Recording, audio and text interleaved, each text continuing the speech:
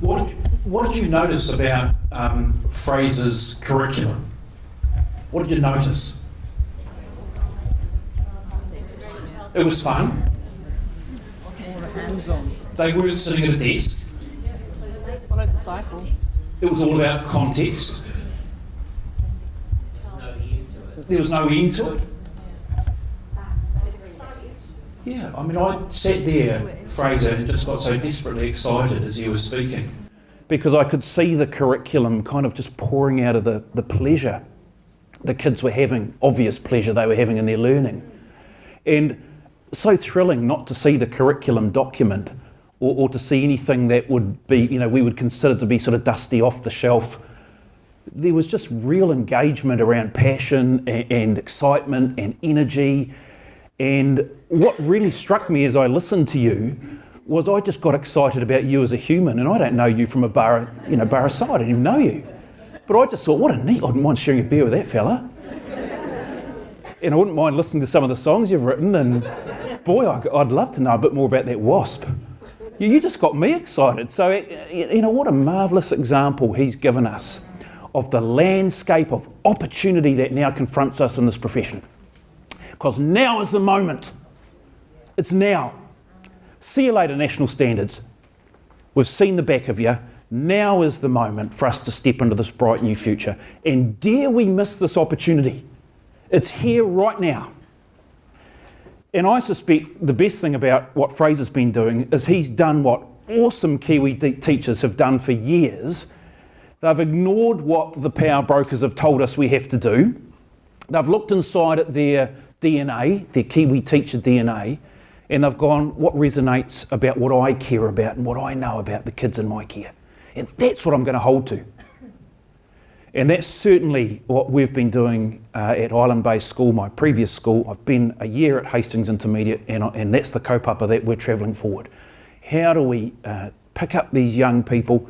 How do we excite and inspire and engage? How do we listen to them? How do we travel with them on this journey as we move forward in their learning? Here is the formal document, and it's worth at this point just quickly going back and reminding ourselves of the permission that the NZC gives us to do this, because actually it does. Here's the top 5 intents that the ministry had when they launched this curriculum in 2007. Firstly, they recognised the previous curriculum was way too crowded with expectations, so they nailed the AOs, halved them, 50% drop kicked. They placed an emphasis on the front end of the curriculum, those values, those principles, the big picture sort of stuff. And do you remember what they introduced? They introduced those essence statements. You think of that science experiment that you did at high school where you put the dangerous test tube close to your nose. Instead of taking a big whiff, you're meant to sort of bring the essence towards you with your hand. You get a sense of that learning area so you can, what is the point of essence? So you can apply it with some flexibility to different contexts. Yay, go the Dolphins. Yeah.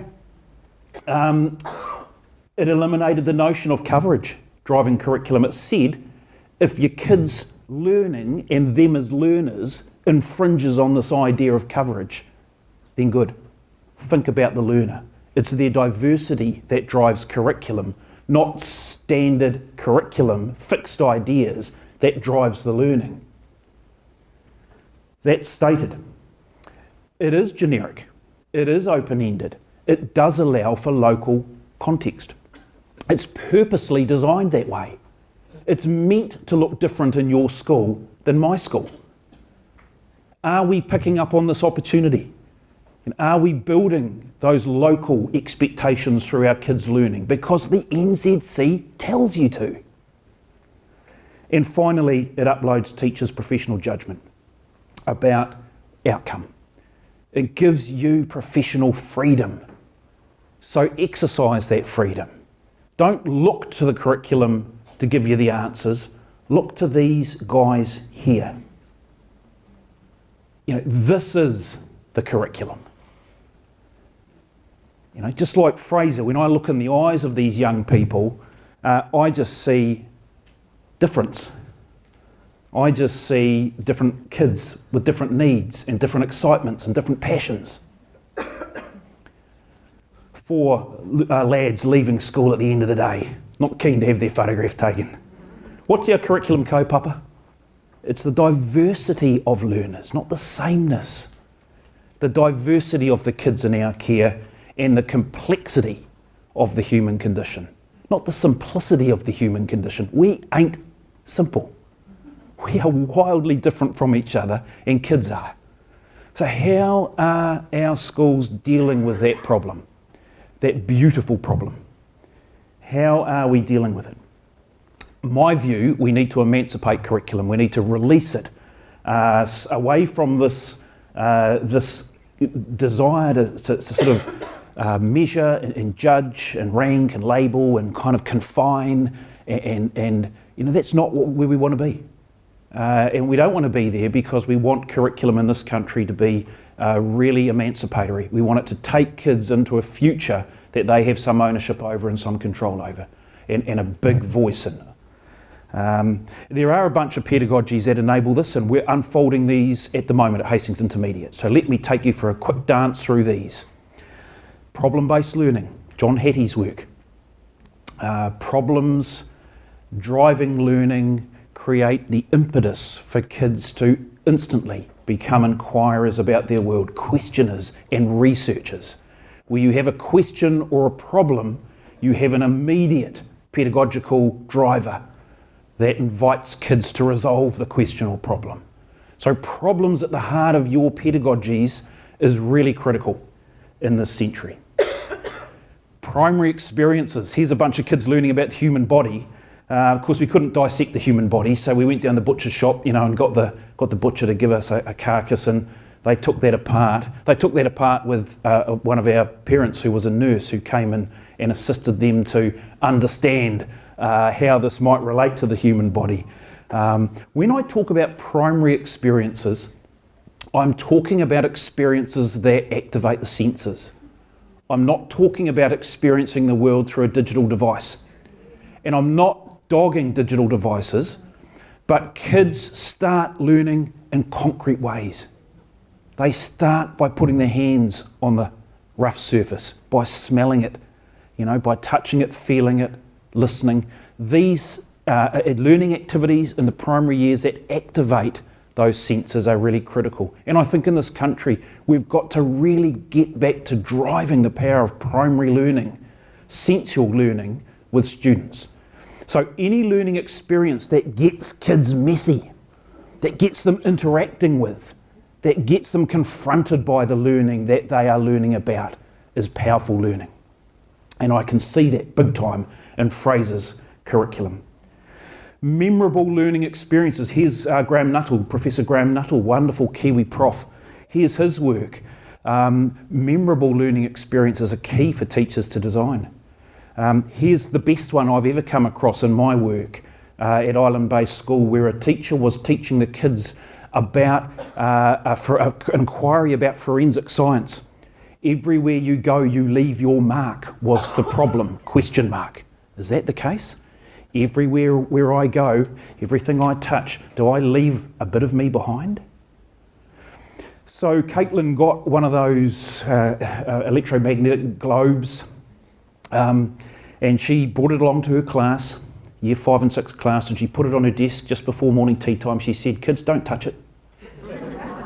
I'm just off to morning tea. We're going to talk about this after morning tea." She took off. She sprayed that fluorescent, see-through fluorescent substance over the globe. She got back to class after morning tea. She said, "Excuse me, kids." She turned off the light, pulled the curtains. She brought out a black light. She said, "Hold up your hands." She said, "Okay, so you've all touched it." She said, "Everywhere you go, you leave your mark. That's what we're going to be learning about." And onwards she went into exploring fingerprints and footprint casting and handwriting samples and getting kids really excited about the science of forensics. How awesome is that teacher? Because she could have just rocked on and said, "We're going to do science." But she thought about how to grab those kids and hook them in and get them really passionate about what they were going to come to. Make learning perform with power. This is Harvard University's Project Zero. This is teaching for understanding. So this is good stuff, powerful pedagogy. This is a wee inquiry that some kids did around the impact of humans on the beach. Went down to the beach, noticed they were having a picnic down there one day, noticed that there's a lot of rubbish all over the beach, became concerned about that problem, and then wanted to find out who had dropped it so that they could take action, give their learning some power and make a difference in the world. And so they collected all the rubbish in, did a big rubbish collect, and then they divided the rubbish into types of rubbish so that they had the chippy wrappers and lolly wrappers, they had the cigarette butts and beer cans, and then they made inferences about who had dropped the rubbish. That's the after school crowd that come down and they picnic on the beach, that's the Friday night kids, that teenagers that come down and then they developed a plan to do something about it, to get to those groups through a media campaign and try and change their behaviour. They gave their learning power. And I think in this century it's key for our kids that they understand it doesn't just stop at acquiring knowledge, it's about what you do with it. It's about how you make an impact. And in an age where those that traditionally have not been powerful, kids, now are able to be very powerful, we want to support young people to have and exercise that sort of impact on their world. Here's an amazing teacher back at Island Bay School this past term, teaching and learning with maximum creativity. They're exploring being paleontologists in their new entrant class. So what did the teacher do? She baked bread bones, and they hid those bread bones under the bark in the playground. And the kids brought their paintbrushes to school and had their journals. They had to go and brush the bark off the bread bones and pull the bones out, and together they made the dinosaur on the wall of their classroom and posted their journals of that process and their ongoing reflections and discoveries. What an awesome teacher. I don't know how long it took her to make, a dinosaur in her oven at home, but man, that's impressive. Activating synthesis between competing ideas. This is a really important pedagogical process that takes kids learning deep.